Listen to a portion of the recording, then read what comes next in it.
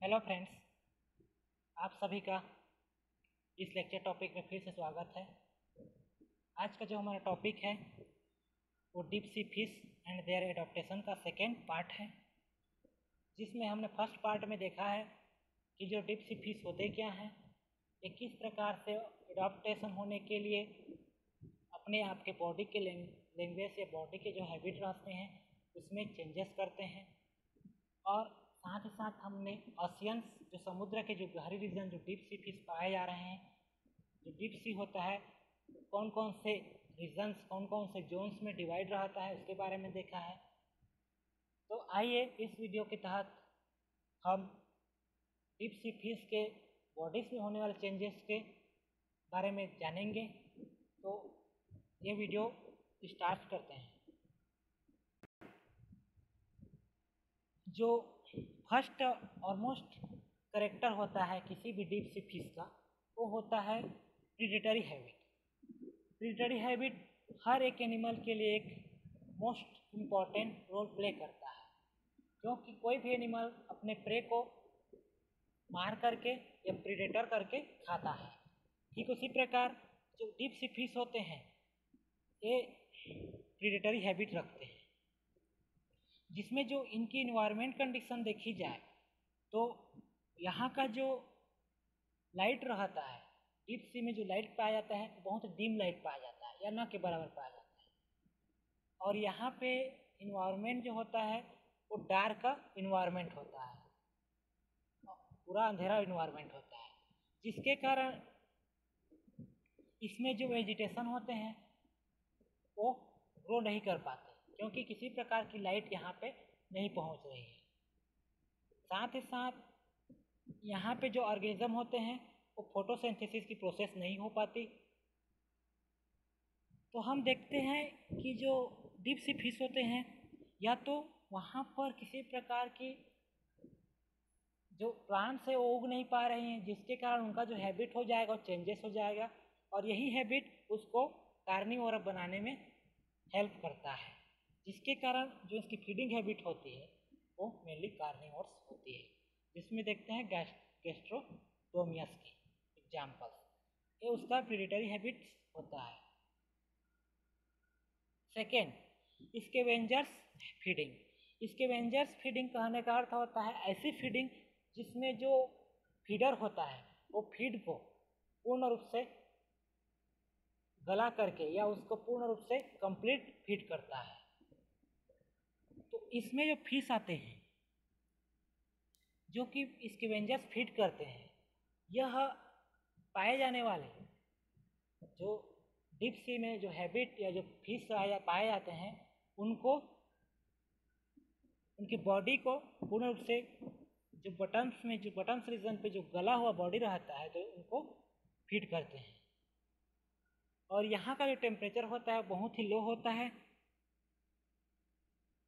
जिसके कारण जो डिकम्पोजिशन, बॉडी का जो डिकम्पोजिशन होता है वो बहुत कम होता है कंपैरिजन टू एबव रीजन के तुलना में।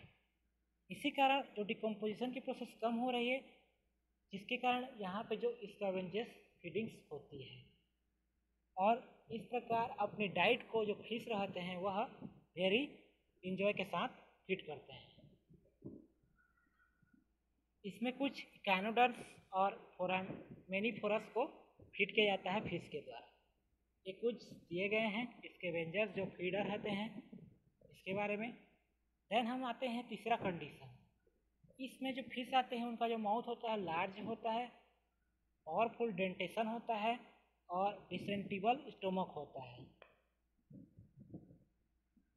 डिस्टेंसिबल जो स्टोमक होता है। तो इसमें देखते हैं कि जो डीप सी का जो माउथ होता है वो आर्म टाइप का होता है, मतलब एक प्रकार से नुकीला होता है। साथ ही साथ इसकी जो बकल कैविटी होती है वो बहुत ही चौड़ी होती है, और इसमें डेंटिशन वेल डेवलप होता है, और डिस्टेंसिबल गैस्ट्रोइंटेस्टाइनल ट्रैक्ट होता है।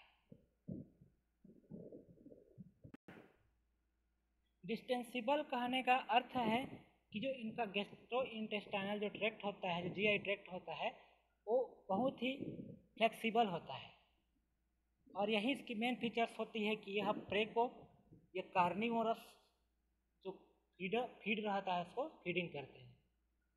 तो इसमें जो चेस्मोडोमोटर नाइगर आता है।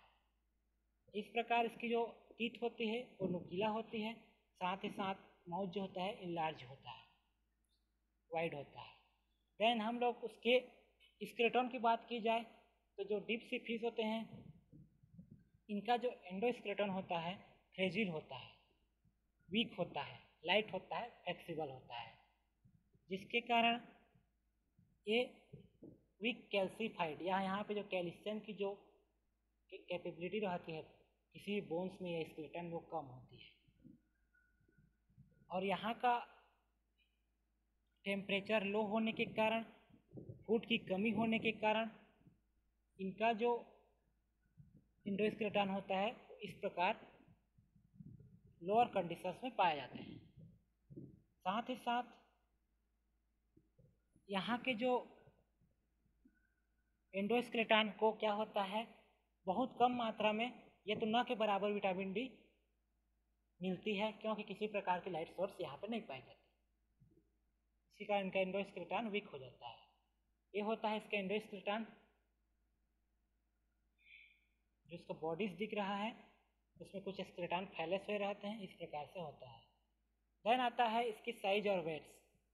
तो जो डीप रीजन पे जो फिश पाए जाएंगे, जो डीप सी फिश होता है, इनका साइज और जो वेट होता है बहुत कम होता है, क्योंकि जो प्रेशर होता है वह अधिक होने के कारण इनकी जो फूड मटेरियल में कमी होने के कारण इनका जो साइज होता है बहुत कम हो जाता है, और यह साइज में कमी होने के कारण वेट में ज़्यादा होने के कारण यह नीचे दब जाते हैं। इस प्रकार हम देखते हैं कि जो साइज जो होता है इनकी बॉडी का बहुत कम होता है और जो प्रेशर पड़ता है वो अधिक पड़ता है किसी भी एटमॉस्फेयर का। तो यहाँ पे जो ग्रेविटी होती है जो पड़ रही है वह उसके तुलना में या उसकी बॉडी की तुलना में बहुत कम होती है। और यहाँ पे जो सी वाटर का जो एटमॉस्फेयर होता है वो 10 मीटर इसमें गहराई में 2 एटमॉस्फेयर होता है तथा 20 मीटर गहराई में 3 मीटर एटमॉस्फेयर होता है। अब एक और कैरेक्टर जो होता है उसकी डेवलप्ड लेटरल लाइन सिस्टम। यदि मैं लेटरल लाइन की बात करूं तो एक प्रकार के यह सेंस ऑर्गन के रूप में कार्य करता है, जो लेटरल लाइन भी होता है। वहीं जो होता है बॉडी का मेन मूवेबल लाइन होता है, जहाँ से जो लेटरल लाइन सिस्टम होता है वह वेल डेवलप्ड होता है किसी भी डीप सी फिश में। और यह लाइट जो होता है उस पर डिपेंड करता है।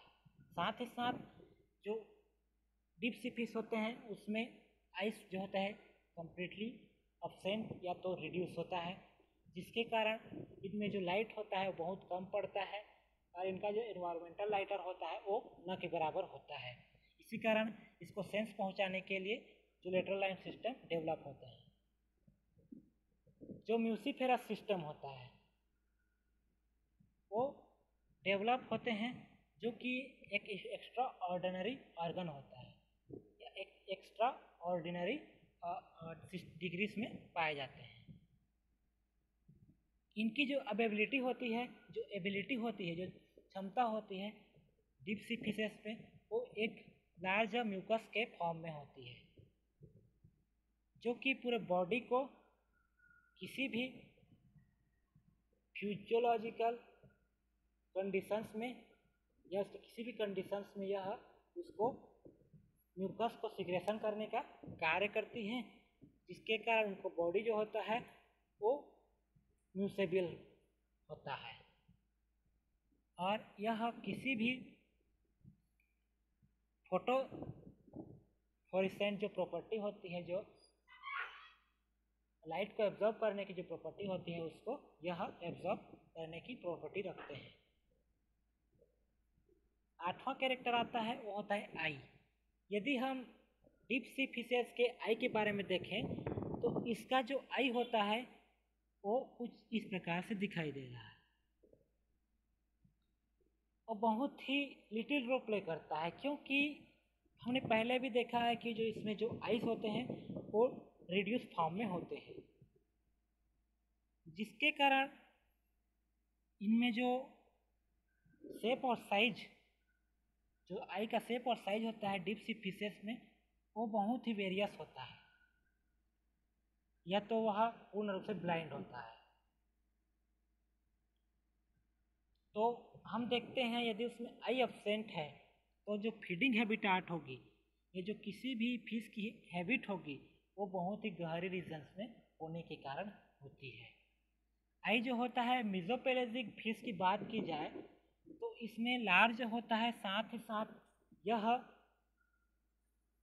डिम लाइट में विजन करने के लिए अडॉप्ट होते हैं। और इनमें जो प्यूपिल्स होता है वो बहुत लार्ज होता है, लेकिन वह मिनिमम अमाउंट में ही लाइट को एब्जॉर्ब करता है। साथ ही साथ जो रेटिना होता है उसमें जो पिगमेंट्स पाए जाते हैं वो हाई होते हैं, जो कॉन्सेंट्रेशन जो पिगमेंट पाए जाते हैं वो हाई होते हैं। और इसमें जो रॉड और कॉन सेल पाए जाते हैं, इसमें यदि रॉड की बात की जाए तो वह प्रेजेंट होते हैं, साथ ही साथ यह कैपेबल होते हैं कि वह लाइट को 95% लाइट को एब्जॉर्ब कर सकें। और जो यदि मैं बेंथी पेलेजिक फिशेस की बात करूं तो यह जो जोन होता है वो कम्प्लीटली डार्कनेस जोन होता है, क्योंकि यहाँ पे आइस जो होता है न के बराबर प्रेजेंट या रिड्यूस फॉर्म में होता है। तो यहाँ पे डिटेक्ट करने के लिए, किसी भी सेंस को डिटेक्ट करने के लिए, किसी भी लाइट्स को डिटेक्ट करने के लिए बायोल्यूमिनेंस पाया जाता है, जो कि सेंस ऑर्गन के साथ साथ कुछ सेक्सुअल कैरेक्टर में भी अपना रोल दिखाता है। तो मेन जो आइस की अगर बात की जाए किसी भी डीप सी फिश में, तो यहाँ पर जो कोन सेल होते हैं वो एब्सेंट होते हैं। साथ ही साथ यह डीप सी फिश का एक मेनली फीचर्स होता है कि जितनी गहराई में जो फिश पाए जाएंगे उसमें आई उतने रिड्यूस फॉर्म में पाया जाएगा। ये होता है आइस के बारे में। आइस जो वेरियस टाइप से हमको दिख रहे हैं। जब हम आते हैं सेंसरी ऑर्गन के बारे में। अगर सेंसरी ऑर्गन्स की बात की जाए तो जो सेंस को रिसीव करते हैं वो सेंसरी ऑर्गन कहलाते हैं। तो जो डीप सी फिश होते हैं उसमें एक तो देखने की क्षमता तो नहीं होती है, जिसके कारण उनको अपने सराउंडिंग मीडियम को पहचानने के लिए, वहाँ पर उनके हैबिटाट को जानने के लिए कुछ ऑर्गन्स की डेवलपमेंट करनी पड़ती है। तो यही मेजर ऑर्गन या सेंसरी ऑर्गन जो होते हैं उसमें डेवलप होते हैं। साथ ही साथ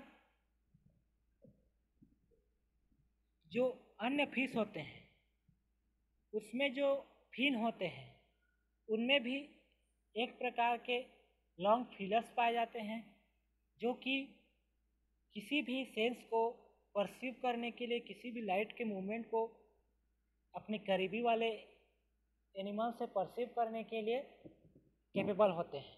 तो इस प्रकार हम देखते हैं कि जो सेंसरी ऑर्गन होते हैं वो अपना अपना कार्य करते हैं किसी भी डीप सी फिश में। तो इस प्रकार यहाँ पे सेंसरी ऑर्गन के फॉर्म में कुछ सेंसरी सेल दिए गए हैं यहाँ पर। ये जो सेंसरी सेल होते हैं यही मेजर रोल प्ले करते हैं किसी भी सेंस को एक्सेप्ट करने के लिए। और ये जो सेंस पाए जाते हैं और जो हमें लेटरल लाइट सिस्टम दिखाई दे रही है, यहीं पे क्या होता है, ये सेंस ऑर्गन्स डेवलपमेंट होते हैं। तो इस प्रकार सेंस ऑर्गन्स की प्रोसेस होती है। अब हम कलर की बात की जाए तो जो डीप सी फिश होते हैं उनका जो कलर, जो मेन कलर होता है वो हाईली रूप से डार्क होता है। लेकिन मैं यदि अदर फिश की बात करूँ, जैसे सैक्लोथीन वेल फिश होता है, जो गल्पर इल्स होता है, वो जो एंगलर फिश होता है, ये जो फिश फौना होता है, उनकी जो कलर होती है वो डार्क कलर की होती है। साथ ही साथ कुछ ब्लैक कलर के, कुछ सिल्वरी कलर के होते हैं, और जो कि प्रीडेटर से उसको प्रोटेक्शन करने का कार्य करते हैं। और ये जो डार्क, वायलेट, ब्लैक, ब्राउन या डिफरेंट कलर की जो डीप सी फिश में कलरेशन हो रही है, वह किसी भी प्रे को अट्रैक्ट करने के लिए या किसी भी प्रेडेटर से बचने के लिए, प्रोटेक्शन करने के लिए एक डिफेंस ऑर्गन के रूप में कार्य करती है। तो इस प्रकार डिफरेंट कलर के जो फिशेस पाए जाते हैं डीप सी में, वो डिफरेंट टाइप से अपना वर्क करते हैं और इस प्रकार उनकी कलरेशन होती है। अब बात आती है रिप्रोडक्शन की। तो जो डीप सी फिश होते हैं उनका एक फीचर्स होता है, एक एडाप्टिव फीचर्स होता है रिप्रोडक्शन का। लेकिन यहाँ पर जो डीप सी फिश होते हैं उन्हें रिप्रोडक्शन या मैटिंग की प्रोसेस में कुछ कंडीशंस अप्लाई होती हैं जो उनको प्रॉब्लम क्रिएट करते हैं, क्योंकि जो डीप सी फिश होते हैं वो डार्क रीजन होने के कारण यहाँ पे लाइट की अब्सेंस है। तो लाइट नहीं रहेगा तो उनको अपने नाइबर्स या अपने जो पेयर्स रहते हैं उनको डिस्कवर करने में बहुत ही प्रॉब्लम्स होती है, जिसके कारण इनमें जो मेटिंग प्रोसेस होती है वो प्रॉब्लम क्रिएट करती है। लेकिन इसमें कुछ सेक्स फेरोमोन्स पाए जाते हैं, कुछ बायोल्यूमिनेसेंस ऑर्गन्स पाए जाते हैं जो इनकी मेटिंग प्रोसेस को हेल्पफुल बनाते हैं। जिसमें जो एक मेल और फीमेल की बात की जाए तो जो ऑल्फैक्टरी ऑर्गन, जो मेल का ऑल्फैक्टरी ऑर्गन होता है, जो उसकी सूंघने की जो ऑर्गन्स होती है, वो किसी भी फीमेल को रिसीव कर लेती है, जिसके कारण इनमें जो मैटिंग प्रोसेस होती है वह चलती रहती है और ये अपने प्रॉब्लम को सॉल्व कर लेते हैं। साथ ही साथ इसमें कुछ स्विम ब्लेडर्स, कुछ साउंड प्रोड्यूसिंग ऑर्गन्स के फॉर्म में पाए जाते हैं। उनके द्वारा भी मेल और फीमेल जो होते हैं वह अपने पेयर्स को या अपने जो फीमेल होता है या मेल होता है उसको यह पहचान लेते हैं और उसके मेटिंग जो प्रोसेस होती है उसको अट्रैक्ट करने की कार्य करते हैं। तो इस प्रकार हम देखते हैं कि जो डिफरेंट डीप फिश होते हैं उसमें डिफरेंट टाइप के रिप्रोडक्शन या मेटिंग की प्रोसेस होती है। अब बात आती है बायोल्यूमिनेंस की। जो बायोल्यूमिनेसेंस ऑर्गन्स होते हैं ये एक major light producing, sense producing organ होते हैं जो कि कॉमनली डीप सी फिश में पाए जाते हैं, क्योंकि जो बायोल्यूमिनेंस होते हैं यही किसी डीप सी फिश को फोटोफोर प्रोड्यूस करते हैं, अर्थात किसी भी डीप सी फिश के को कलर प्रोवाइड करते हैं और पहचानने का कार्य करते हैं। इसमें जो ब्लू लाइट होता है या जो ग्रीन लाइट होता है वह फिश के कलर के ऊपर डिपेंड करता है और मेनली जो फोटोफोर्स या जो बायोल्यूमिनेसेंस होते हैं वो ब्लू कलर और ग्रीन कलर से होते हैं। तो जो ब्लू लाइट होता है एक मोस्ट प्रोड्यूस्ड लाइट होता है जो कि सी वाटर के थ्रू जो अधिक ट्रांसमिशन की जो रेट है उसको लगातार उसके थ्रू लाइट को प्रोड्यूस करता है। इस प्रकार हम देखते हैं कि जो लाइट होती है उसमें जो रेड लाइट होती है या जो और डिफरेंट टाइप के जो लाइट होते हैं वह अपनी अपनी प्रोसीजर के द्वारा अपने अपना कार्य करते हैं। जिसमें रेड लाइट क्या होता है, एक क्या कहते हैं कि जो प्रे रहते हैं उसको कैप्चर करने में हेल्प करते हैं, लेकिन जो ब्लू और ग्रीन लाइट कहते हैं इस प्रकार इसकी प्रोसेस में इनकेपेबल होते हैं। साथ ही साथ जो कुछ इंट्रासेलुलरी और जो एक्स्ट्रा सेलुलर प्रोडक्शन होता है उनके में जो बायोल्यूमिनेसेंस ऑर्गन पाए जाते हैं वो भी हेल्पफुल कार्य करते हैं। तो इस प्रकार इसमें कुछ बायोल्यूमिनेसेंस ऑर्गन्स दिया है जो मेनली ब्लू कलर से दिए गए हैं, कुछ में रेड कलर से दिए गए हैं, कुछ में ग्रीन कलर से दिए गए हैं। तो हम देखते हैं कि जो डीप सी का बॉडी होता है उसमें कुछ उसका जो पार्ट्स पाए जाते हैं उसमें फोटोफोर्स प्रेजेंट होते हैं, और वहीं फोटोफोर्स जो होते हैं एक प्रकार के लाइटर ऑर्गन का फॉर्म करते हैं, और यही एक लुमिनेसेंट ऑर्गन्स के रूप में पाए जाते हैं जो कि लॉन्गिट्यूडनल होते हैं, साथ ही साथ कुछ वर्टिकल फॉर्म में पाए जाते हैं। अब देखते हैं कि डीप सी जो फिशेस होता है वो अपना लाइफ साइकिल किस प्रकार से कंप्लीटेड करता है। तो जो पहला आता है उसमें होता है एग। तो जो डीप सी फिश होते हैं वो रिप्रोडक्शन करने के पश्चात स्पॉइनिंग की प्रोसेस करते हैं। तो स्पॉइनिंग की प्रोसेस के दौरान जो उनका एग होता है वह बहुत ही लार्ज नंबर में, इंक्रीज नंबर में प्रोड्यूस किए जाते हैं, जिनके जो एग को लेइंग की प्रोसेस करने के लिए उनमें जो सर्वाइवल की जो प्रोसीजर होती है वह ग्रेजुअली होती है, और जो लार्ज नंबर में जो एग प्रोड्यूस किए जाते हैं वह एपिपेलेजिक एग होते हैं, जिसमें हम फीमेल एंगर की बात की जाए तो यह 5 मिलियन एग प्रोड्यूस करते हैं।